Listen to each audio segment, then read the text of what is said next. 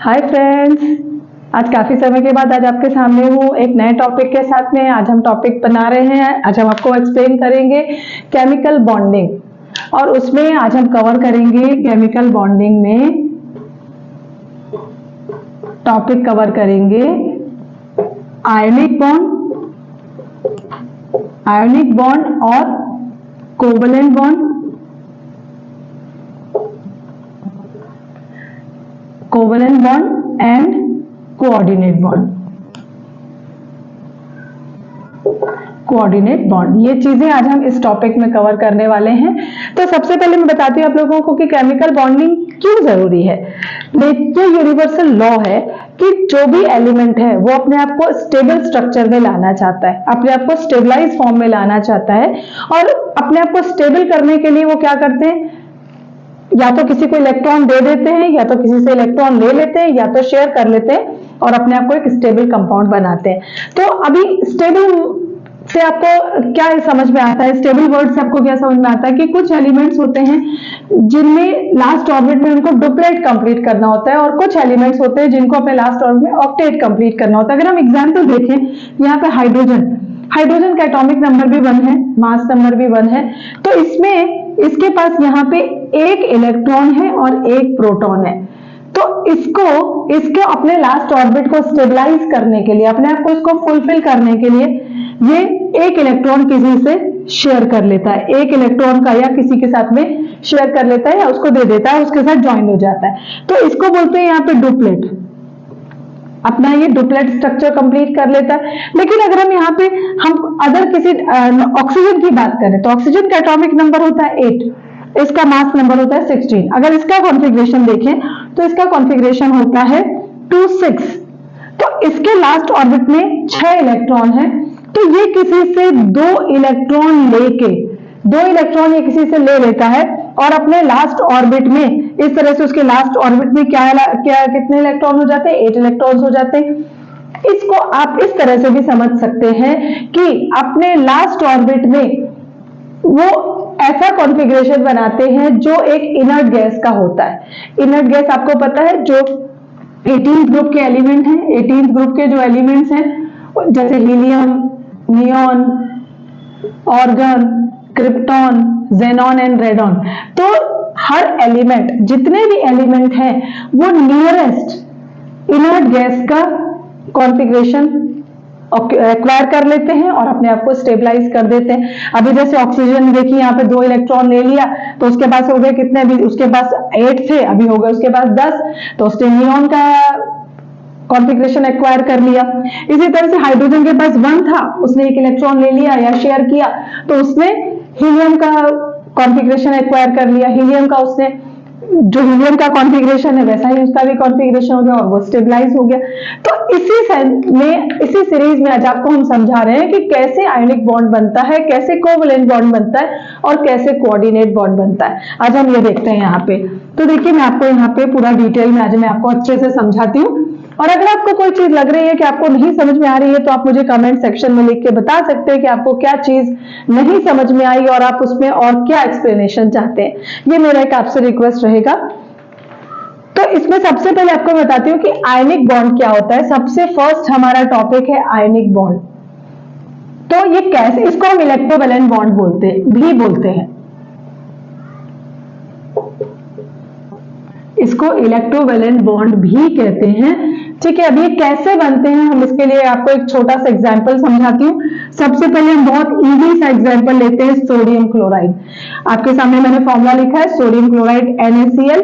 अगर हम यहाँ पे अलग अलग सोडियम का कॉन्फ़िगरेशन बनाओ, सोडियम का एटॉमिक नंबर होता है 11, इसका मास नंबर तो 23 है। आपको पता है कॉन्फ़िगरेशन तो हम हमेशा एटॉमिक नंबर से बनाया जाता है।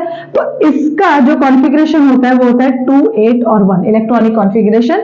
अगर इसी तरह से हम क्लोरीन का देखें तो क्लोरीन का होता है 17, 35.5 इसका मास नंबर होता है। हम अगर इसका कॉन्फ़िगरेशन देखें तो 2 8 एंड 7। अब आप यहाँ पे क्लियरली आप देख सकते हैं कि सोडियम के लास्ट ऑर्बिट में एक इलेक्ट्रॉन है और क्लोरीन के लास्ट ऑर्बिट में 7 इलेक्ट्रॉन है। अब इनको क्या करना है, मैंने आपको बताया इनको अपना ऑक्टेट कंप्लीट करना है। ठीक है, मतलब लास्ट ऑर्बिट में इसको अपने लास्ट ऑर्बिट में 8 इलेक्ट्रॉन करने, इसको भी अपने लास्ट ऑर्बिट में 8 इलेक्ट्रॉन करने हैं। तो अब देखिए इसके पास तो है ही एक ही इलेक्ट्रॉन। अब ये चीज आप समझिए कि एक इलेक्ट्रॉन है, उसके लिए उसको क्या करना पड़ेगा, 7 इलेक्ट्रॉन किसी से ले ले, या एक और कंडीशन हो सकती है कि वो एक इलेक्ट्रॉन किसी को दे दे। क्या इजी होगा आप खुद समझिए, एक इलेक्ट्रॉन दे देना ज्यादा इजी होगा, और इसके पास यहां पे है 7 इलेक्ट्रॉन। तो अब इसके लिए क्या इजी होगा कि ये क्या करे, किसी से एक इलेक्ट्रॉन ले ले। अभी भाई सपोज मैं आपको एक एग्जांपल से समझाती हूँ, बहुत अच्छे एग्जांपल से आपको समझाती हूँ। सपोज भाई आपके पास है ही 10 रुपए, आपको किसी ने बोला भाई कि तुमको है ना महीने के अंदर तुमको 100 रुपीज करना है, तो आप बोलेंगे अरे 10 रुपए हैं, कैसे करूंगा, क्या करूंगा, ठीक है चलो ना ये भी खर्च कर दो, कौन कैसे जमा होंगे। अभी आपके पास अगर है सपोज 90 रुपीज है, आपके लिए बहुत इजी हो जाएगा, चलो किसी से 10 रुपए हम आसानी से उसको 100 आप बना सकते हैं उसको। तो सेम यहाँ पे भी है। तो अगर आप यहाँ पे देखिए कि सोडियम क्या करता है, अपना एक इलेक्ट्रॉन लूज कर देता है, अपना एक इलेक्ट्रॉन लूज कर देता है, और क्लोरीन उसको क्या कर देता है, उसको एक्सेप्ट कर लेता है। इसने लूज किया मतलब इसने लॉस किया, निकाला, और इसने क्या किया, एक्सेप्ट कर दिया। सो अभी इसमें यहाँ पे क्या हो जाएगा कि मैं आपको इसको डॉट स्ट्रक्चर से समझाऊं। सोडियम के लास्ट ऑर्बिट में एक इलेक्ट्रॉन, क्लोरीन के लास्ट ऑर्बिट में 7 इलेक्ट्रॉन। ठीक है, तो सोडियम अपना ये एक इलेक्ट्रॉन इसको दे देता है। एंड अगर हम यहाँ पे इसका केमिकल रिएक्शन देखें तो सोडियम जब अपना एक इलेक्ट्रॉन लूज करता है, सोडियम अपना एक इलेक्ट्रॉन लूज करता है तो वो Na पॉजिटिव हो जाता है, एक इलेक्ट्रॉन निकल गया। क्लोरीन में देखें तो क्लोरीन क्या करता है, एक इलेक्ट्रॉन एक्सेप्ट कर लेता है और वो क्या बन जाता है, क्लोरीन नेगेटिव बन जाता है। सोडियम पॉजिटिव आयन बन गया, क्लोरीन नेगेटिव आयन में कन्वर्ट हो गया यहाँ पे। और इस तरह से दोनों, इसने डोनेट किया और उसने एक्सेप्ट किया, इसने डोनेट किया और क्लोरीन ने क्या किया, एक्सेप्ट किया। इस तरह से कौन सा क्या बन गया, ये आपस में क्या फॉर्म कर दिया इन्होंने, NaCl फॉर्म कर दिया। NaCl जो कि एक कंपाउंड है, आपको पता है। अच्छा, अब जो कंपाउंड बना वो सोडियम से और क्लोरीन से बिल्कुल डिफरेंट होगा।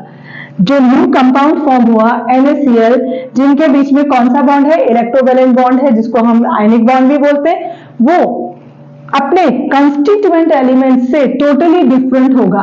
I want to say that the compound who form after losing or donating, after losing or accepting an electron is totally different from its constituent element। मतलब सोडियम से और क्लोरीन से बिल्कुल अलग होगा, बिल्कुल अलग। कैसे अलग होगा, देखिए अगर आपने सोडियम को देखा हो, सोडियम एक मेटल होता है, वो भी ब्राउन कलर का मेटल होता है, जो बहुत ही ज्यादा, उसको हम ऐसे बहुत ही ज्यादा रिएक्टिव होता है। क्लोरीन एक गैस होती है, पंजेंट स्मेल वाली गैस होती है। लेकिन जब दोनों कंबाइन हो जाते हैं तो इन्होंने अपनी टोटली प्रॉपर्टीज लूज कर दिया दोनों ने, और एक नया कंपाउंड बन गया सोडियम क्लोराइड। ये यहाँ पे आयनिक कंपाउंड बना है यहाँ पे। इसका मैं आपको एक और एग्जांपल लेके समझाती हूँ, एक और एग्जांपल से आपको समझाते हैं। हम मैग्नीशियम क्लोराइड का एग्जांपल लेते हैं। मैग्नीशियम क्लोराइड का फॉर्मूला होता है MgCl2। MgCl2 देखिए, तो इसमें हम यहाँ पे अगर अपन यहाँ पे मैग्नीशियम का कॉन्फ़िगरेशन देखें, मैग्नीशियम का एटॉमिक नंबर होता है 12 और क्लोरीन का तो अभी आपने देखा 17। इसका कॉन्फ़िगरेशन हो जाएगा 282, 12 हो गए, ठीक है। अच्छा, एक और चीज देखिएगा कि जो कॉम्बिनेशन में इलेक्ट्रॉन्स पार्टिसिपेट करते हैं वो हमेशा लास्ट ऑर्बिट के पार्टिसिपेट करते हैं, ठीक है। इसका कॉन्फ़िगरेशन हो जाता है 287। अब जब ये दोनों, देखिए अब इसके बाद 2 इलेक्ट्रॉन है, 2 इलेक्ट्रॉन भी देना ज्यादा इजी होगा। 6 अगर लेने जाए तो 6 बहुत डिफिकल्ट हो जाएगा उसके लिए, तो वो उसके लिए क्या इजी हो जाता है, 2 इलेक्ट्रॉन दे देना, डोनेट कर देना। और क्लोरीन को तो एक ही चाहिए, एक क्लोरीन को एक ही चाहिए। तो अब कैसे ज्वाइन होते हैं मैं आपको देखिए यहाँ पे बना के दिखाती हूँ। यहाँ पे मैग्नीशियम के पास में है 2 इलेक्ट्रॉन लास्ट ऑर्बिट के, क्लोरीन के पास है यहाँ पे, अगेन क्लोरीन के पास यहाँ पे एक, क्लोरीन के पास 7 है। और अगर हम दूसरे क्लोरीन की बात करें तो उसके पास भी 7 इलेक्ट्रॉन है।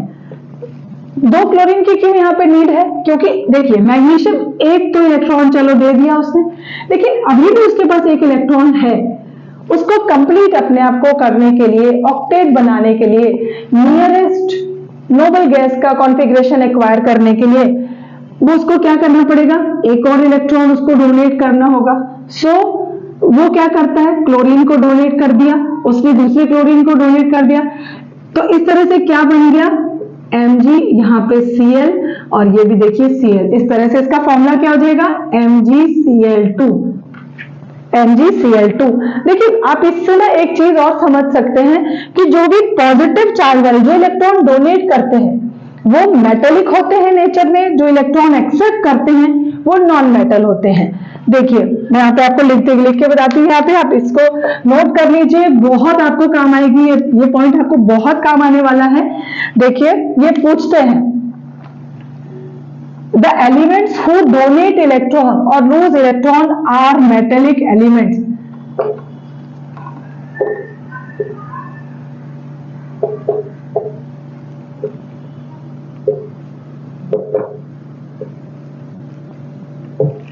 are metallic in nature and the elements which accepts electron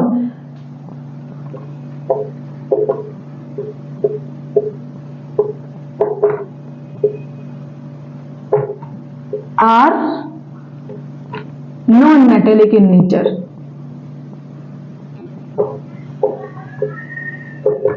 ठीक है, तो आप इस तरह से अगर आप देखें कि जो भी एलिमेंट्स अगर इलेक्ट्रॉन एक्सेप्ट कर रहे हैं तो वो क्या हो जाएंगे? नॉन मेटेलिक हो जाएंगे, और जो डोनेट कर रहे हैं जो भी एलिमेंट्स अगर डोनेट कर रहे हैं तो वो क्या हो जाएंगे?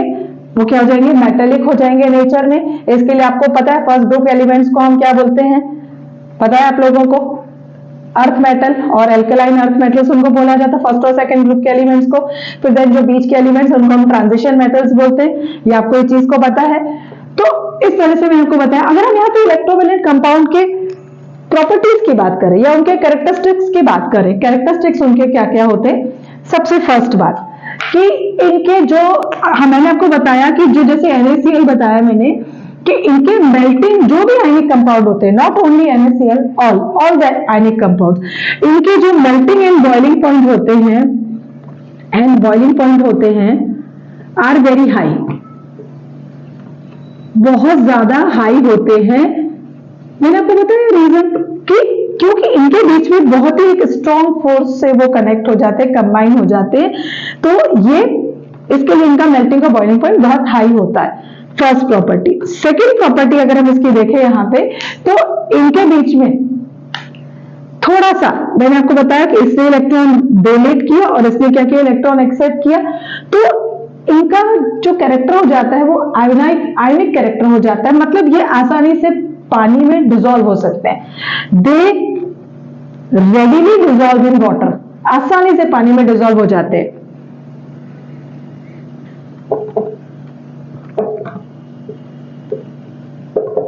ठीक है, ये इनकी हमने सेकेंड प्रॉपर्टी देखी। दूसरा नेक्स्ट प्रॉपर्टी इनका, they are good conductor of heat and electricity.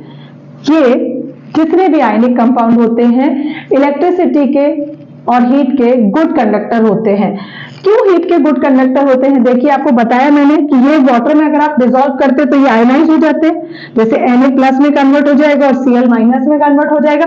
तो इस चार्ज की वजह से ये इलेक्ट्रिसिटी को कैरी कर सकते हैं, मतलब they are good conductor of heat and electricity.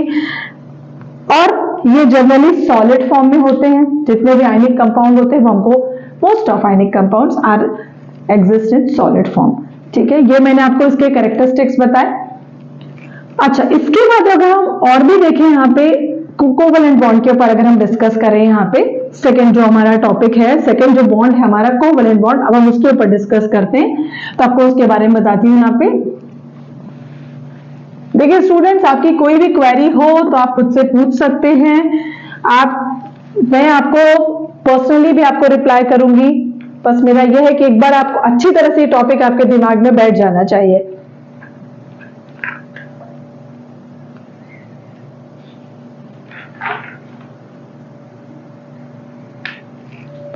तो देखिए नेक्स्ट हमारा जो टॉपिक है वो है कोवेलेंट बॉन्ड। देखिए नाम से ही आपको जैसा सजेस्ट, नाम से ही जैसे आपको पता चल रहा है कोवेलेंट मतलब आपस में ये क्या करते हैं, वैलेंसीज को शेयर करते हैं, या इसको हम ऐसा शेयरिंग ही बोल सकते हैं। यहाँ पे ये इलेक्ट्रॉन्स को शेयर करके बनते हैं यहाँ पे। अभी कैसे शेयर करके हम जरा देखें, जैसे अगर आप बहुत आसान सा एग्जांपल देखो, कार्बन। तो कार्बन के का अगर हम एटॉमिक नंबर देखते हैं तो उसका होता है 6, इसका कॉन्फ़िगरेशन होता है 2 and 4। इसके लास्ट ऑर्बिट में कितने इलेक्ट्रॉन है, 4, ठीक है। तो अभी इसके लिए तो इजी मीन सेम बात हो गई, ठीक है। इसके लिए लेना भी वही बात है, उसके लिए डोनेट करना भी वही बात है, उसके लिए दोनों चीजें सेम है। अब उसके लिए 4 इलेक्ट्रॉन को लूज करना भी इतना इजी नहीं है, एंड 4 इलेक्ट्रॉन किसी से गेन करना भी उतना उसके लिए इजी नहीं है। तो इसके लिए वो क्या प्रेफर करता है कि जनरली कार्बन के जितने भी, आपको पता है कि कार्बन के तो बहुत सारे कंपाउंड्स हैं, उसकी हायर वैलेंसी की वजह से, ये हम नेक्स्ट कभी टॉपिक में डिस्कस करेंगे। तो कार्बन जो है यहाँ पे उसके लास्ट ऑर्बिट में 4 इलेक्ट्रॉन है, तो कार्बन के जितने भी कंपाउंड्स हैं वो सब शेयरिंग से वो बनाता है, मतलब कोवेलेंट बॉन्ड बनाता है। अगर हम यहाँ पे एक एग्जांपल ले लें, CH4 मीथेन का एग्जांपल ले लें, मीथेन का यहाँ पे हम एग्जांपल लें। देखिए कार्बन यहाँ पे 4 हाइड्रोजन के साथ में अटैच है, कार्बन यहाँ पे 4 हाइड्रोजन के साथ में अटैच है यहाँ पे। तो हम देखते हैं कि किस तरह से शेयरिंग करते हैं। इसका यहाँ पे आपको मैं डॉट स्ट्रक्चर से समझाती हूँ। कार्बन के लास्ट ऑर्बिट में देखिए 4 इलेक्ट्रॉन। अगर हम दूसरे कलर का यूज करके आपको मैं एक्सप्लेन करती हूँ कि यहाँ पे हाइड्रोजन कैसे इसके साथ कंबाइन होते हैं। देखिए, एक मिनट, देखिए दूसरे कलर का यूज करके मैं आपको समझाती हूँ कि किस तरह से। अब देखिए यहाँ पे हाइड्रोजन, देखिए मैं ग्रीन कलर से हाइड्रोजन को शो कर रही हूं। देखिए तो हाइड्रोजन के पास एक ही इलेक्ट्रॉन है, तो हाइड्रोजन क्या करता है, अपने डुप्लेट को कंप्लीट करने के लिए कार्बन के इलेक्ट्रॉन के साथ में शेयरिंग कर लेता है। दूसरा हाइड्रोजन भी इस तरह से एक इलेक्ट्रॉन का शेयरिंग कर लेता है कार्बन के। थर्ड हाइड्रोजन भी कर लेता है, यहां पे देखिए 4th हाइड्रोजन ने भी कर लिया। अब कार्बन भी अपना यूज करेगा, तो कार्बन भी क्या करता है, चारों हाइड्रोजन के एक एक इलेक्ट्रॉन के साथ में ज्वाइंट होके उसको भी शेयर कर लेता है। वो इस तरह से वो भी अपना ऑक्टेट कंप्लीट कर लेता है, at the same time hydrogen भी अपना डुप्लेट कंप्लीट कर लेता है। ठीक है, होता है ना कि कई बार ऐसा भी होता है ना कि एक ही बुक खरीदी, तो एक बुक से क्या हो रहा है, चलो भाई तुम भी पढ़ लो मैं भी पढ़ लेता हूं, दोनों ने आपस में यूज कर लिया, ना तेरा ना मेरा, बीच के पूरा। तो यहां पे जो अभी देखिए जो बॉन्ड इनके बीच में बन रहा है वो इक्वल लेवल का बन रहा है। यहाँ पे कार्बन भी एक एक इलेक्ट्रॉन का यहाँ पे शेयर कर रहे हैं और हाइड्रोजन भी क्या कर रहे हैं, कार्बन के एक एक इलेक्ट्रॉन का शेयर कर रहे हैं। तो यहाँ पे शेयरिंग से जो बॉन्ड बनता है उसको क्या बोलते हैं, कोवेलेंट बॉन्ड बोला जाता है। यहाँ पे कोवेलेंट बॉन्ड के मैं आपको 2-3 और एग्जांपल लेती हूँ। यहाँ पे हम और भी एग्जांपल ले लेते हैं, जैसे हम यहाँ पे अमोनिया का एग्जांपल लेते हैं, NH3। देखिए अमोनिया, ठीक है। यहाँ पे अगर हम नाइट्रोजन का कॉन्फ़िगरेशन देखें, नाइट्रोजन का एटॉमिक नंबर होता है 7, इसका कॉन्फ़िगरेशन होता है 2-5। नाइट्रोजन के लास्ट ऑर्बिट में 5 इलेक्ट्रॉन होते हैं। हम इसका अगर डॉट स्ट्रक्चर से आपको समझाऊं तो देखिए नाइट्रोजन के लास्ट ऑर्बिट में इस तरह से देखिए 5 इलेक्ट्रॉन होते हैं नाइट्रोजन के लास्ट ऑर्बिट में। मैंने यहाँ पे देखिए डॉट स्ट्रक्चर से उसको समझाया है आपको। इसके बाद नेक्स्ट आपको बता रही हूँ यहाँ पे हाइड्रोजन कैसे उसके साथ कंबाइन होते हैं। देखिए हाइड्रोजन के पास में एक इलेक्ट्रॉन, तो हाइड्रोजन ने देखिए अपना डुप्लेट कंप्लीट कर दिया। यहाँ पे नेक्स्ट हाइड्रोजन ने भी, सेकेंड हाइड्रोजन ने भी अपना डुप्लेट कंप्लीट कर दिया। इस इलेक्ट्रॉन को लेके थर्ड हाइड्रोजन ने भी अपना कंप्लीट कर दिया और नाइट्रोजन ने भी क्या किया, देखिए सारे इलेक्ट्रॉन्स को लेके उसने भी अपना ऑक्टेट कंप्लीट कर दिया नाइट्रोजन ने। इस तरह से क्या बन गया, यहाँ पे ये बन गया NH3, अमोनिया फॉर्म हो गया। ये भी एक कोवेलेंट कंपाउंड है। तो इस तरह से शेयरिंग से यहाँ पे कंपाउंड्स बनते हैं। अब अगर हम यहाँ पे इसके कैरेक्टरिस्टिक्स की बात करें तो जैसे आपने देखा कि यहाँ पे शेयर करके बनते हैं, ये बॉन्ड भी काफी स्ट्रांग होता है, लेकिन ये जो बॉन्ड होता है this is weaker then covalent bond. Covalent bond ज्यादा स्ट्रॉन्गर होता है कोवलेंट के कंपैरिजन में। इसके लिए इनके जो मेल्टिंग एंड बॉइलिंग पॉइंट होते हैं they are lower than the covalent compound, ionic compound, sorry.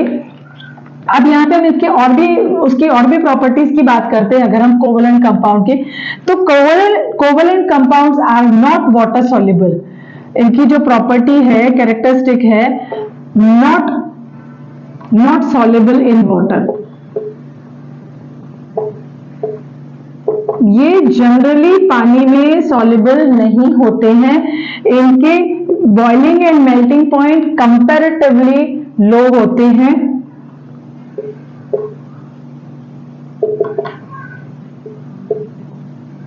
Low melting and boiling point. Comparison कर रहे हैं हम किससे? आयनिक कंपाउंड से कंपैरिजन कर रहे हैं।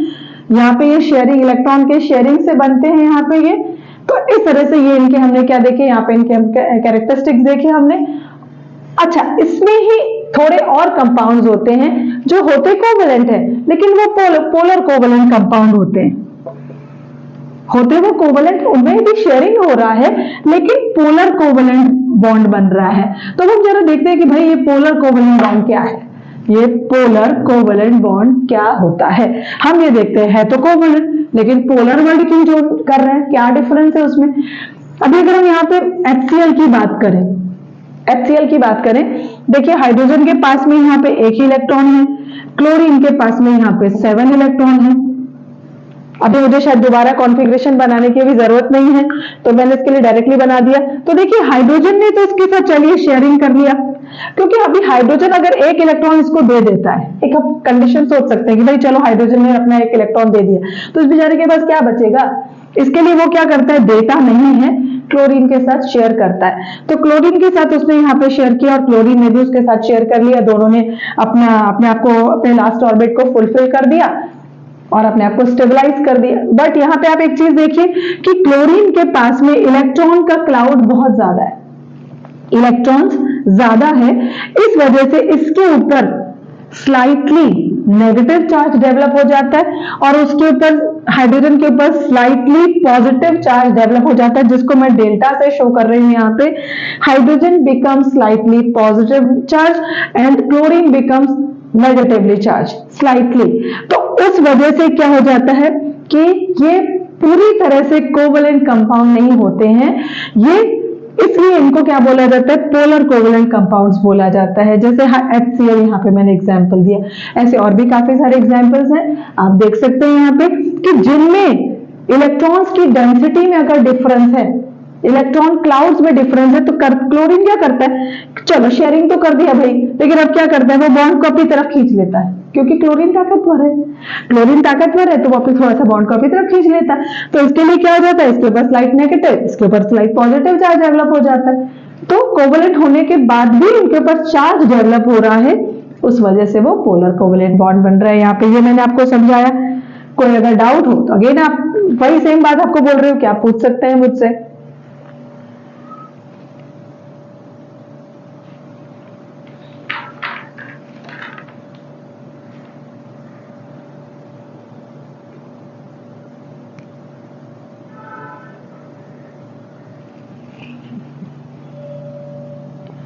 इसके बाद देखिए हम यहाँ पे देखते हैं कि कभी कभी एलिमेंट्स क्या होते हैं, दूसरे एलिमेंट के साथ कंबाइन नहीं होते हैं, आपस में ही कंबाइन हो जाते हैं, तभी भी उनके बीच में कोवलेंट कंपाउंड बनता है, कोवलेंट बॉन्ड बनता है। जैसे मैंने आपको भी पहले कोवलेंट कंपाउंड का CH4 एग्जांपल दिया, आपको मैंने अमोनिया का एग्जांपल दिया, तो और मैंने यहाँ पे आपको पोलर कोवलेंट भी बताया। तो उसमें कहा देखिए, जैसे अगर अपन यहाँ पे देखें N2 बनता है या O2 बनता है, Cl2 बनता है, तो इसमें क्या होता है, N और N आपस में ही कंबाइन हो गए, कोई अदर एलिमेंट नहीं आया, आपस में ही उन्होंने कंबाइन कर दिया। जैसे ऑक्सीजन और ऑक्सीजन आपस में कंबाइन हो गए, Cl और Cl आपस में कंबाइन हो गए, शेयरिंग कर लिया, उन्होंने अपने ऑक्टेट को कंप्लीट कर दिया। तो ऐसे भी यहाँ पे कंपाउंड्स बनते हैं। तो देखिए अगर हम यहाँ पे नाइट्रोजन का देखें कि N2 कैसे बनता है, हम जरा देखते हैं। तो नाइट्रोजन के लास्ट ऑर्बिट में मैंने आपको पहले ही बताया नाइट्रोजन का कॉन्फ़िगरेशन क्या है, 2 and 5, उसके लास्ट ऑर्बिट में 5 इलेक्ट्रॉन है। तो यहाँ पे देखिए अगर हम यहाँ पे 5 इलेक्ट्रॉन उसके मैं बनाती हूँ, यहाँ पे देखिए 5 इलेक्ट्रॉन बनाए। दूसरे नाइट्रोजन के पास में भी यहाँ पे देखिए मैंने 5 इलेक्ट्रॉन बना देती हूँ। देखिए दिख रहा होंगे आप लोगों को क्लियरली, 1 2 3 4 5, 1 2 3 4 5, ठीक है। तो अब क्या होता है कि नाइट्रोजन, चलिए एक इलेक्ट्रॉन का शेयर किया तो कितने होंगे, तो अभी भी 6 कंप्लीट हो पाएंगे, ठीक है। तो अब इसको तो और भी कंप्लीट करना है, इसके बाद भी 6 होंगे, इसके बाद भी 6 होंगे, तो फिर वो तो क्या करते हैं, वो लोग 2 इलेक्ट्रॉन को शेयर करते हैं कि चलो भाई हम 2 इलेक्ट्रॉन शेयर कर लेते हैं आपस में। तो अभी अगर 2 लेते हैं, आप देखिए करके देखिए, यहाँ पे आप देखो करके देखिए, ये देखिए आपने करके देखा, यहाँ पे 2 इलेक्ट्रॉन का शेयर किया, तो नाइट्रोजन ने नाइट्रोजन ने भी 2 इलेक्ट्रॉन लिए, इसने भी 2 लिए, तो अभी भी उसके पास कितने हुए, देखिए फिर काउंट करते हैं, 1 2 3 4 5 6 7 हो रहे, ऑक्टेट कंप्लीट नहीं हो रहा है। तो ये क्या करते हैं कि आपस में 3 इलेक्ट्रॉन का शेयरिंग करते हैं, 3 इलेक्ट्रॉन का। सोडियम, एक नाइट्रोजन भी 3 इलेक्ट्रॉन लेता है, दूसरा नाइट्रोजन भी 3 इलेक्ट्रॉन लेके आपस में इस तरह से कंबाइन होते हैं, तब जाके ये अपना ऑक्टेट दोनों नाइट्रोजन कंप्लीट कर पाते हैं। तो इनके बीच में कितने बॉन्ड्स बनेंगे, 3 बॉन्ड्स बनते हैं। नाइट्रोजन के बीच में ट्रिपल बॉन्ड बनता है। अगर आप यहाँ पे क्लोरीन का देखें, क्लोरीन का अगर आप यहाँ पे देखें तो क्लोरीन के लास्ट ऑर्बिट में आपको पता है 7 इलेक्ट्रॉन है, उसको तो एक ही इलेक्ट्रॉन की जरूरत है, क्लोरीन को तो एक ही इलेक्ट्रॉन की जरूरत है।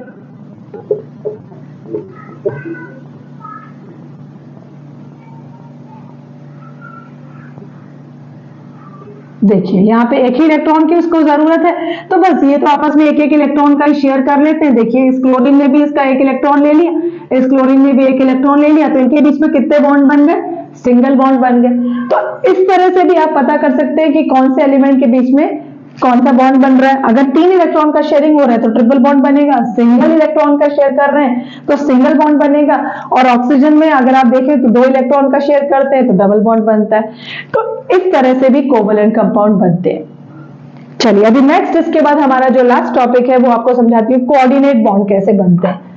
देखिए कोऑर्डिनेट बॉन्ड काफी डिटेल में टॉपिक है, लेकिन मैं आज आपको थोड़ा सा उसका इंट्रोडक्शन दे रही हूँ कि किस तरह से हम यहाँ पे, किस तरह से कोऑर्डिनेट बनता है बॉन्ड और क्यों बनता है।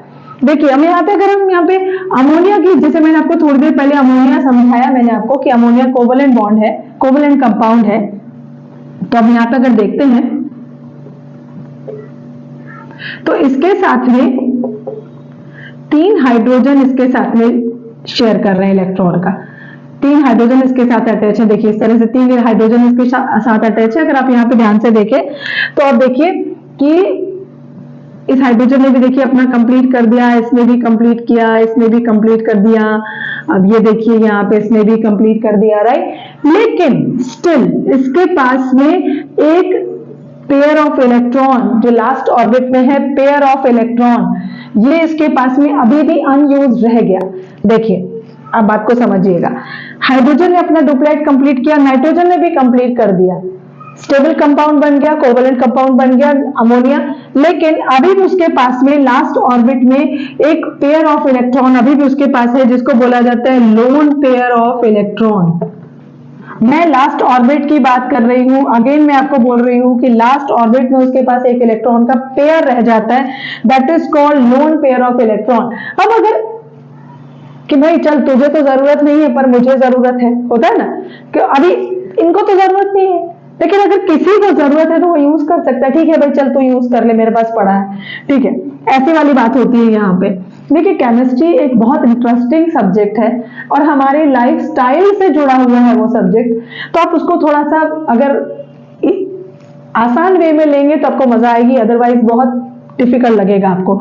तो यहाँ पे अगर एक ऐसा हाइड्रोजन जिसके ऊपर पॉजिटिव चार्ज है या जिसके पास कोई भी इलेक्ट्रॉन नहीं है, वो इस लोन पेयर को ले लेता है, लोन पेयर को यूज कर लेता है और अपने डुप्लेट को कंप्लीट करता है, तब जाके क्या बन जाता है, NH4 positive, that is called ammonium.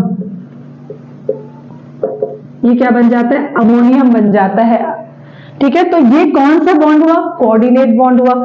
ना अभी एक पूरी तरह से कोवलेंट है ना आयनिक है, तो थर्ड टाइप का जो मैंने आपको बताया ये कोऑर्डिनेट बॉन्ड हो जाता है। यहाँ पे ये मैं हटा देती हूँ, नहीं तो आपको लगेगा यहाँ पे कोवलेंट बॉन्ड लिखा है, तो यहाँ पे मैंने आपको क्या समझाया, ये कोऑर्डिनेट बॉन्ड।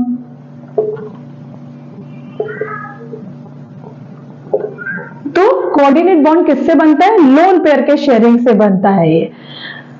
इस तरह से यहाँ पे क्या बन जाता है, अमोनियम बन जाता है। ऐसे बहुत सारे कंपाउंड हैं जिनमें जो कि लोन पेयर का यूज करके वो बनते हैं। तो वो भी और भी एग्जाम्पल आपको ले लेती हूं, मैं समझा देती हूँ और भी एग्जाम्पल।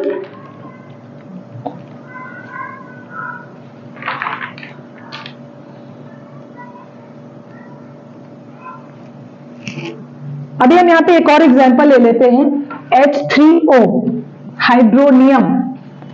आपको पता है वाटर का फॉर्मूला क्या होता है? वाटर का फॉर्मूला होता है H2O। तो मैं आपको यहाँ पे बता रही हूँ कि H3O पॉजिटिव कैसे बनता है। H3O पॉजिटिव कैसे बनता है? देखिए, अगर हम सबसे पहले अगर H2O फॉर्म करें कि H2O कैसे बनता है, ऑक्सीजन क्या कॉन्फ़िगरेशन हमको पता है, उसके लास्ट ऑर्बिट में 2 6, ऑक्सीजन का लास्ट ऑर्बिट में 6 इलेक्ट्रॉन है। देखिए मैंने 6 इलेक्ट्रॉन ऐसे बना दिए, लेकिन मैं ये देखिए इस तरह से अरेंज करके बता रही हूँ कि आपको अच्छी तरह से क्लियरली आपको समझ में आए कि हम कैसे बना रहे हैं। अब यहाँ पे देखिए मैंने हाइड्रोजन बना दिया, उसके पास भी यहाँ पे हाइड्रोजन के पास भी एक ही इलेक्ट्रॉन है। तो देखिए इसने हाइड्रोजन ने अपना डुप्लेट कंप्लीट किया, यहाँ पे देखिए ऑक्सीजन ने भी अपना कंप्लीट कर दिया ऑक्टेट। देखिए गिन सकते हैं आप 1 2 3 4 5 6 7 8 कंप्लीट। वाटर बन गया, स्टेबल कंपाउंड होता है वाटर। अब भाई इस ऑक्सीजन को तो जरूरत है नहीं, ठीक है, हाइड्रोजन को भी जरूरत नहीं, लेकिन स्टिल इनके पास में क्या है, ये देखिए अनयूज्ड पेयर ऑफ इलेक्ट्रॉन है, that is called lone pair of electron. तो वो ये इलेक्ट्रॉन किसी को जरूरत हो तो वो ले सकता है। तो ऐसा हाइड्रोजन जिसके ऊपर पॉजिटिव चार्ज हो, तो वो उसके साथ अगर उस लोन पेयर को वो ले लेता है तो वो अपने डुप्लेट को कंप्लीट कर लिया, उसने अपने आप को स्टेबलाइज कर दिया और क्या बन जाता है, H3O पॉजिटिव बन जाता है। क्योंकि इसके ऊपर पॉजिटिव चार्ज है तो वो रहेगा। इसके लिए इसको हम क्या बोलते हैं, हाइड्रोनियम आयन।